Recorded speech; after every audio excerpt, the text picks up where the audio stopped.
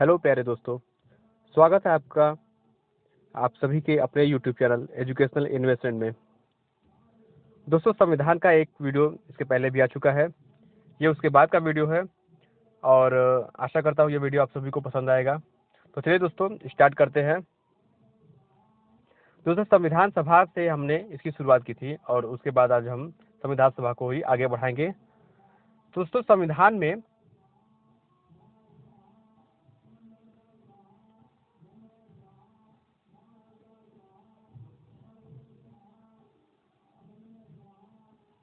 हाँ हेलो हाँ दोस्तों, तो दोस्तों डॉक्टर भीमराव अंबेडकर जो थे वो संविधान सभा के लिए चुने गए थे। तो सबसे पहले उनका जो चुनाव हुआ था वह बंगाल से हुआ था। सबसे पहले उनका चुनाव बंगाल से हुआ था, लेकिन जब भारत का बंटवारा हो गया तो वे बॉम्बे के लिए चुने गए। उस समय बम्बई या मुंबई नहीं था बल्कि बॉम्बे था। ठीक है, तो सर्वप्रथम ये बंगाल के लिए चुने गए थे और दूसरी बार जब भारत का विभाजन हो गया तो ये बॉम्बे से चुने गए थे। चलिए, देश का बंटवारा जब 3 जून को हुआ तो संविधान सभा में कुल 324 सदस्य थे। कितने थे? 324 सदस्य जो थे वो बंटवारे के बाद 3 जून के बाद हुए थे। ठीक है, ये 3 जून का आंकड़ा है मेरे दोस्तों। ठीक है, और जिसमें से 235 जो थे वो प्रांतों के लिए और 89 देशी रियासतों के लिए थे। ठीक, 324 टोटल थे, जिसमें से 235 स्थानीय प्रांतों और 89 जो है वो देशी रियासतों से संबंधित थे। चलिए दोस्तों, अंतरिम सरकार से बहुत ज्यादा क्वेश्चन पूछा जाता है। अंतरिम सरकार का गठन कब हुआ था? तो 2 सितंबर 1946 को अंतरिम सरकार का गठन हुआ था। 2 सितंबर 1946 को अंतरिम सरकार का गठन हुआ था। चलिए, अब हम देखते हैं कि कैबिनेट मिशन के प्रस्ताव पर, ये किसके प्रस्ताव पर हुआ था? तो कैबिनेट मिशन के यह प्रस्ताव पर हुआ था। तो कैबिनेट मिशन के प्रस्ताव पर 2 सितंबर 1946 को अंतरिम सरकार का गठन किया गया। अब इसमें इस सरकार में कौन कौन क्या था, यानी कि कौन कौन व्यक्ति कौन कौन से मंत्री पद पर था, आइए देखते हैं। चलिए, सर्वप्रथम बात करते हैं जवाहरलाल नेहरू। पंडित जवाहरलाल नेहरू कार्यकारी परिषद के उपाध्यक्ष थे। क्या थे? उपाध्यक्ष। उसके साथ साथ यह विदेश मामलों के भी मंत्री थे। ठीक है दोस्तों, कहा जाता है कि पंडित जवाहरलाल नेहरू का विदेशों में व्यवहार या विदेशों में जो पकड़ था वो सबसे अच्छा था, इसलिए उनको विदेशी मामलों का हमेशा से उनको मंत्री बनाया गया है। चलिए, अब आते हैं सरदार वल्लभ भाई पटेल। तो वल्लभ भाई पटेल जी को गृह मंत्रालय, सबसे पहला गृह मंत्रालय, उसके बाद सूचना तथा प्रसारण मंत्रालय सौंपा गया। सबसे पहले गृह मंत्रालय, उसके बाद सूचना तथा प्रसारण मंत्रालय को सौंपा गया। चलिए, अब बात करते हैं बलदेव सिंह। बलदेव सिंह को रक्षा मंत्रालय दिया गया। क्या दिया गया? बलदेव सिंह को रक्षा मंत्रालय सौंपा गया था। चलिए, जॉन मथाई। दोस्तों, जॉन मथाई को उद्योग तथा आपूर्ति मंत्री बनाया गया था। क्या बनाया गया था? ऊर्जा एवं आपूर्ति, उद्योग एवं आपूर्ति मंत्री बनाया गया था। चलिए, अब बात करते हैं श्री राजगोपालाचारी। श्री राजगोपालाचारी को शिक्षा मंत्री का पद दिया गया था। श्री राजगोपालाचारी शिक्षा मंत्री के पद पर सुशोभित हुए थे। दोस्तों, ये क्वेश्चन आया है, अंतरिम सरकार में वह कौन सा व्यक्ति था जो शिक्षा मंत्री के पद पर तैनात था? तो ये थे श्री राजगोपालाचारी। चलिए, अब बात करते हैं कार्य, खान एवं बंदरगाह का। तो कार्य, खान और बंदरगाह मंत्री जो थे वो थे C.H. भाभा। C.H. भाभा, इनको कार्य, खान और बंदरगाह मंत्रालय दिया गया था। अब बात करते हैं खाद्य एवं कृषि मंत्रालय। तो खाद्य एवं कृषि मंत्रालय राजेंद्र प्रसाद के अंतर्गत आता था। डॉक्टर राजेंद्र प्रसाद खाद्य एवं कृषि मंत्रालय को संभाले हुए थे। ठीक है, रेलवे मंत्रालय, रेलवे, जिसका नाम सुनकर ही मन में प्रसन्नता आ जाता है, रेलवे। रेलवे मंत्रालय जो था वो आसफ अली के अंतर्गत आता था। आसफ अली को रेलवे मंत्रालय सौंपा गया था। दोस्तों, याद कर लीजिए, रेलवे मंत्रालय आसफ अली के अंतर्गत आता था। चलिए, श्रम मंत्रालय। श्रम मंत्रालय जगजीवन राम, किसके अंतर्गत? जगजीवन राम के अंतर्गत जो है वह आता था।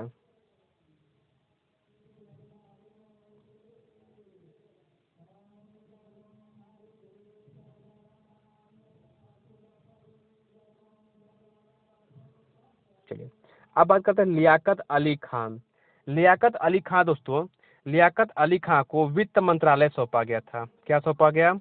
लियाकत अली खान को वित्त मंत्रालय कार्यभार सौंपा गया। वित्त मंत्री कौन था उस समय?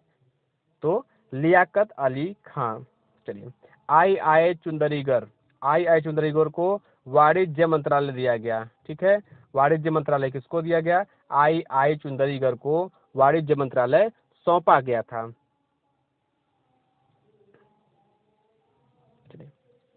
अब बात करते हैं अब्दुल रब नस्तर। अब्दुल रब नस्तर जी को संचार मंत्री बनाया गया। क्या बनाया गया? संचार मंत्री अब्दुल रब नस्तर जी को बनाया गया था। जोगेंद्र नाथ मंडल इन्हें दिया गया था विधि मंत्रालय।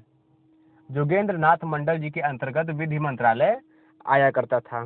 गजांतर अली खान को स्वास्थ्य मंत्रालय दिया गया। क्या दिया गया? स्वास्थ्य मंत्रालय गजांतर अली खान को दिया गया था। चलिए गजांतर अली खान स्वास्थ्य मंत्रालय दिया गया था। अब अगला देखते हैं दोस्तों, सबसे महत्वपूर्ण टॉपिक, बहुत अच्छा टॉपिक है ये। स्वतंत्र भारत का पहला मंत्रिमंडल 1947। अंतरिम सरकार के बाद जब भारत में चुनाव हुआ तो जब सभी सदस्य चुनकर आए तो सरकार का गठन किया गया था। अंतरिम सरकार और इस प्रकार की सरकार दोनों अलग अलग थी। अंतरिम सरकार 1946 में थी 2 सितंबर को, और यह 1947 का मंत्रिमंडल है। अब इसमें देखिए पूरा उलट जाता है, सभी व्यक्ति कुछ को छोड़ करके सभी अलग अलग दूसरे हो जाते हैं। अब देखिए जवाहरलाल नेहरू, यहाँ इनको सीधा प्रधानमंत्री कहा जा रहा है। वहाँ पे इनको विदेशी मामलों का मंत्रालय दिया गया था, लेकिन यहाँ इनको सीधा बताया गया है कि ये क्या थे? प्रधानमंत्री थे। उसके साथ साथ विदेशी मामले और राष्ट्रमंडल का भी इनको मंत्रालय दिया गया था, और उसके साथ साथ वैज्ञानिक शोधों का भी मंत्रालय इन्हीं के पास था। 3 मंत्रालय, प्रधानमंत्री तो थे ही, राष्ट्रमंडल, विदेशी मामले और वैज्ञानिक शोध, ये तीनों मामले इनके अंतर्गत आते थे। चलिए सरदार वल्लभ भाई पटेल, दूसरा सबसे महत्वपूर्ण नाम। गृह मंत्रालय सभी को पता है। सूचना एवं प्रसारण मंत्रालय अंतरिम सरकार की तरह इसमें भी।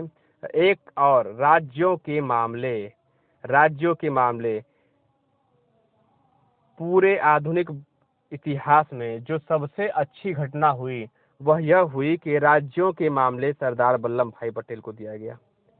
अगर सरदार वल्लभ भाई पटेल को यह काम न दिया गया होता तो शायद ही और कोई व्यक्ति इस काम को संभालने लायक था।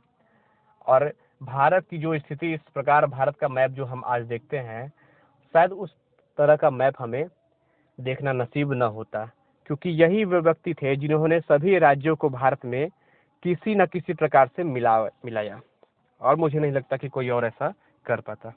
चलिए अगला देखते हैं डॉक्टर राजेंद्र प्रसाद। डॉक्टर राजेंद्र प्रसाद जी को खाद्य एवं कृषि मंत्रालय सौंपा गया। क्या सौंपा गया? खाद्य एवं कृषि मंत्रालय इनको सौंपा गया।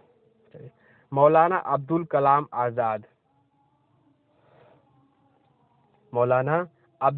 आजाद, इनको शिक्षा मंत्रालय दिया गया था। क्या दिया गया? शिक्षा मंत्रालय। श्री राजगोपालाचारी जो अंतरिम सरकार के मंत्री थे उनको इसमें हटाया गया, और मौलाना अब्दुल कलाम आजाद को 1947 के मंत्रिमंडल में शिक्षा मंत्री का पद दिया गया था। अब अगला देखते हैं दोस्तों, डॉक्टर जान मथाई जी को रेलवे एवं परिवहन मंत्रालय। चलिए रेलवे एवं परिवहन मंत्रालय लियाकत अली खान की जगह पे जॉन मथाई के अंतर्गत आया। चलिए डॉक्टर भीमराव अम्बेडकर विधि मंत्री। आज भीमराव अम्बेडकर का नाम इतना विख्यात हो गया है, सभी भीमराव अम्बेडकर का नाम लेकर के अपनी राजनीति चमकाते हैं। अगर उनको विधि मंत्री न बनाया गया होता तो शायद ही ऐसा हो पाता। तो विधि मंत्रालय गया डॉक्टर भीमराव अम्बेडकर के पास। चलिए सरदार बलदेव सिंह को रक्षा मंत्री बनाया गया। बलदेव सिंह जी को रक्षा मंत्री बनाया गया। एक महिला मंत्री राजकुमारी अमृता कौर, राजकुमारी अमृता कौर जी को स्वास्थ्य मंत्रालय दिया गया। क्या दिया गया? स्वास्थ्य मंत्रालय किसे दिया गया? राजकुमारी अमृता कौर जी को स्वास्थ्य मंत्रालय सौंपा गया था। अगला देखते हैं, रफी अहमद किदवई। दोस्तों रफी अहमद किदवई जो थे उनको संचार मंत्रालय दिया गया। क्या दिया गया?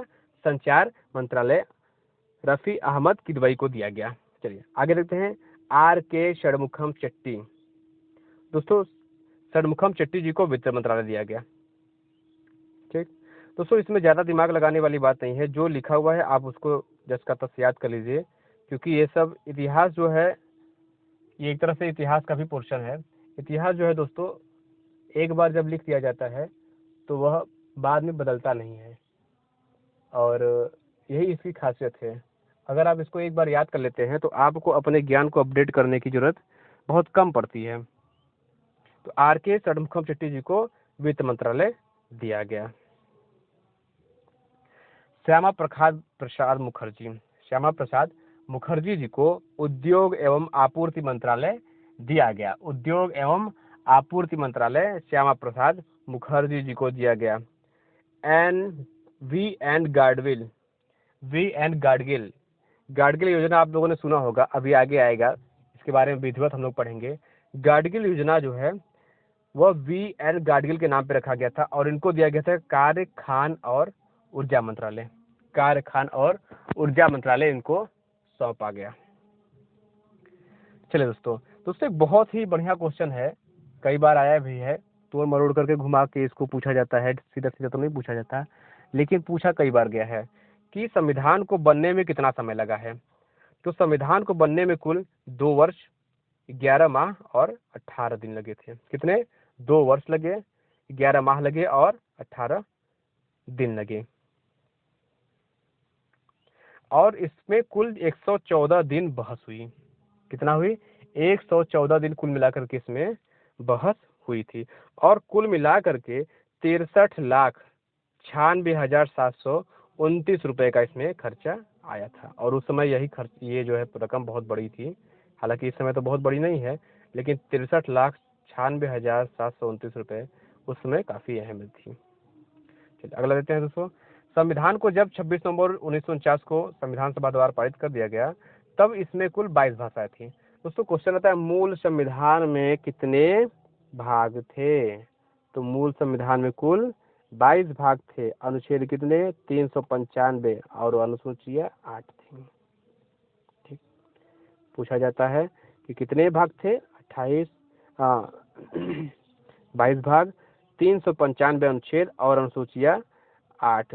दोस्तों इस समय कितनी अनुसूचियां वर्तमान में हो गई हैं? तो कुल मिलाकर के 12 होगी। अभी हम विधिवत इसके बारे में आगे चर्चा करेंगे, कौन कौन से संविधान संशोधन में क्या क्या बदला गया, क्या क्या नया चीज लाया गया। चलिए, वर्तमान में 22 भाग तो है ही, 395 अनुच्छेद हैं, हालांकि उसमें एक अनुच्छेद में कई अनुच्छेद डाले गए हैं, तो कुल मिलाकर लगभग 444 अनुच्छेद कुल मिला करके हैं, जो कि क्वेश्चन एक बार आया भी है। लेकिन अगर मोटा मोटा देखें तो 395 अनुच्छेद हैं और 12 अनुसूचियां हैं। ठीक है, कितने अनुसूचियां हैं? 12। तो दोस्तों इस वीडियो में बस इतना ही। आशा करता हूँ वीडियो आपको पसंद आया होगा, और अगर पसंद आया है तो सबसे पहले तो इसको शेयर करें। शेयर करने के बाद लाइक करें, और अगर जो भी व्यक्ति, जो भी स्टूडेंट, जो भी छात्र इस चैनल पर नया आया है, वो प्लीज़ इसको सब्सक्राइब करे और इसको ग्रो करने में, चैनल को ग्रो कराने में बहुत मदद करे दोस्तों। चलिए दोस्तों ठीक है, नमस्कार, खुश रहिए, स्वस्थ रहिए, ज्ञान लीजिए, ज्ञान बांटिए, क्योंकि नॉलेज अच्छी चीज़ है।